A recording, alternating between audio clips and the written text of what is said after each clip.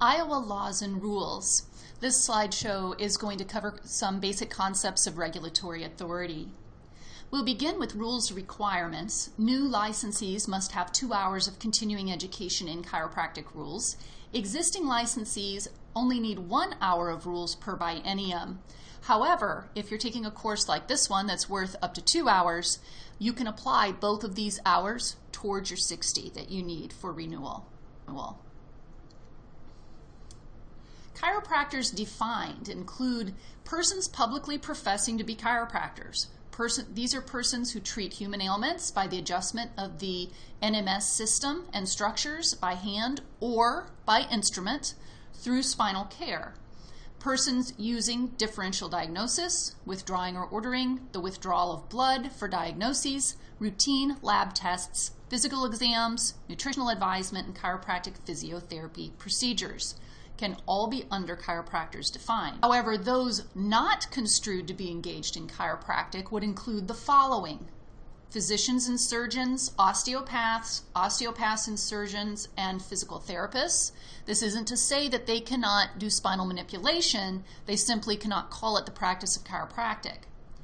Physicians and surgeons in the U.S. Army, Navy, or Public Health Service when on active duty in Iowa, or chiropractors licensed in another state called into the state for consultation with another chiropractor, as well as students of chiropractic who practice chiropractic under the direction of a licensed chiropractor, are all persons not construed to be engaged in chiropractic.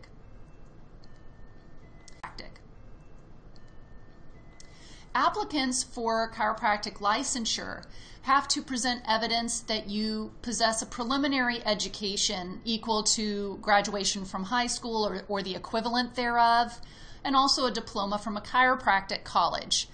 Most colleges at this point do highly recommend, if not require, a bachelor's degree as well.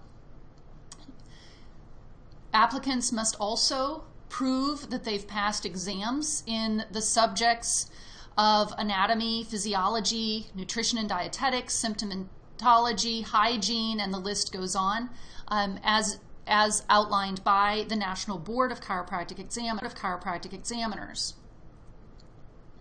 Approved colleges require for graduation 4 years. Some of our colleges are 3 1/3 years, or they're on different systems. This is not really the actual time limit.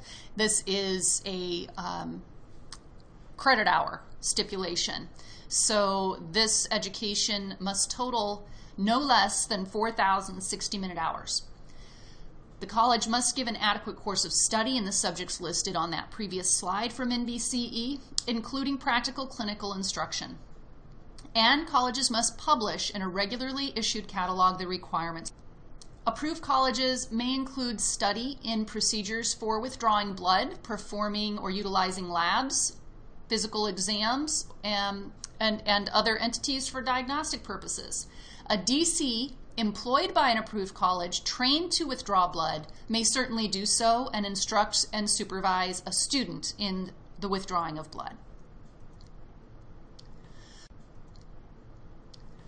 Under operative surgery and drugs, a license to chiropractic shall not authorize the licensee to practice operative surgery, osteopathy, nor administer or prescribe any drug or medicine included in materia medica.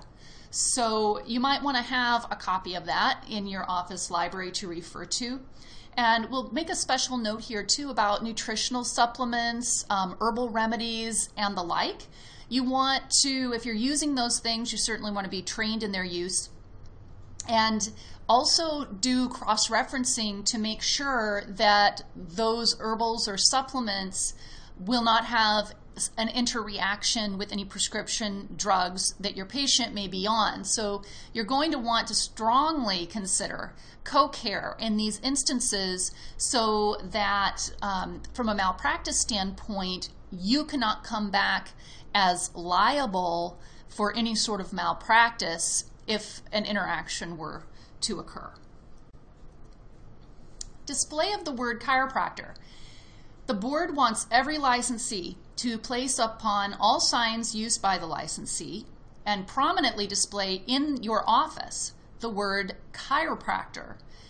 What they're trying to avoid here, of course, is any misrepresentation. If you just call yourself Dr. John or Dr. Jane Jones, it's very obtuse as to what type of doctor that you are. There have been cases, certainly, that have ended up in revocation of licensure, where the doctor has fraudulently placed MD after his or her name. So to be safe, if you're going to use doctor as a prefix, also use DC as a suffix and include the word chiropractor. Or simply don't use the word doctor at the beginning, just use your suffix. I know it's all a little bit redundant. For those of you who are brand new in practice also, please, when you go out there and you start marketing and you start creating signs, you need to keep this in mind. And this includes the yellow page ads. You want to make sure that you are prominently calling yourself DC and using the word chiropractor. Training procedures used in practice. In a nutshell, this rule 151.8 states that you're not going to use procedures unless you've received training in its use by a College of Chiropractic. A licensed DC as of July of 1974 may use the procedures if he or she files with the board an affidavit that they've completed necessary training and is fully qualified. Once you are qualified and in these other areas, you will be held to the standard of care applicable to any other healthcare practitioner utilizing that particular skill. And in this picture, we're using phlebotomy as an example. Phlebotomy as an example. Revocation or suspension of license can certainly come from fraud in procuring a license. You weren't honest in the information you gave the board. Professional incompetence, certainly. Knowingly making misleading or fraudulent representations. This harkens back to your advertising. Or engaging in unethical conduct or practice detrimental to the public. Also, if you have abuse of drugs.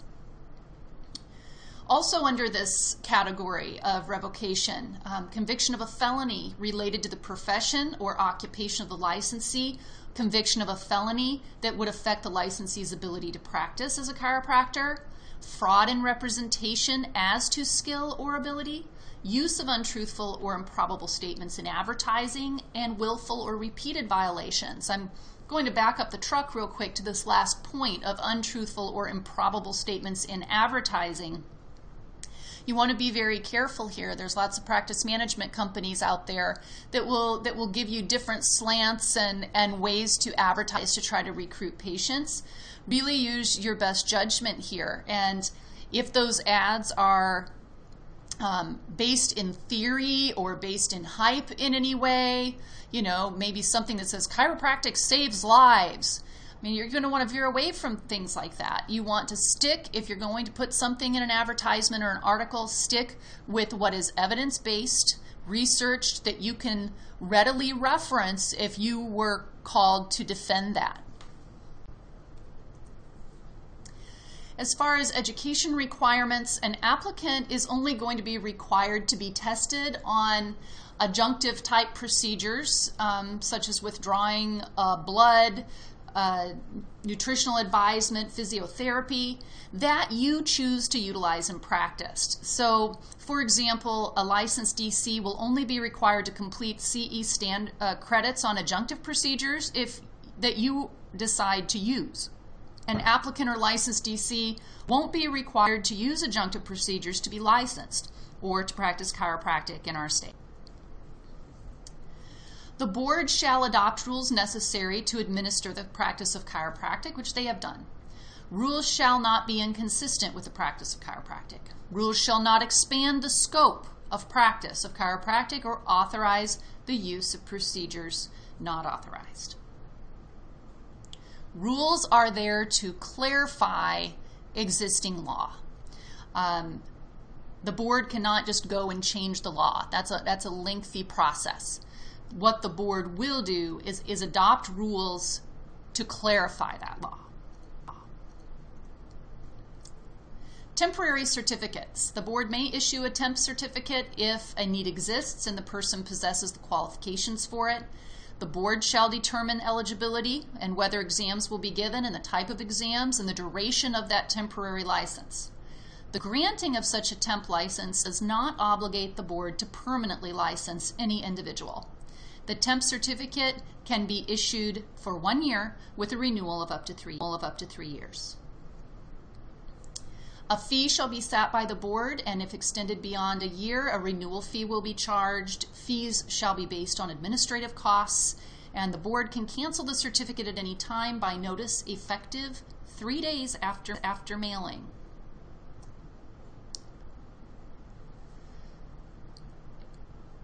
Administrative and regulatory authority for the Board of Chiropractic Examiners all falls under Chapter 40, and it's the purpose of the board, and really the purpose of all of the chiropractic boards in all of our states, according to the Federation of Chiropractic Licensing Boards, which is their national organization, is the protection of the public. The board isn't there to serve us. They are there to serve the public by regulating chiropractors. Some of their responsibilities include licensing qualified applicants, developing and administering a program of continuing education, rules, and imposing discipline. As far as the organization of our board and proceedings, there are 7 members, 5 of whom are DCs appointed by the governor. There are 4 meetings annually, and the board has authority to develop and implement a program of continuing education requirements, establish fees, and certainly establish committees.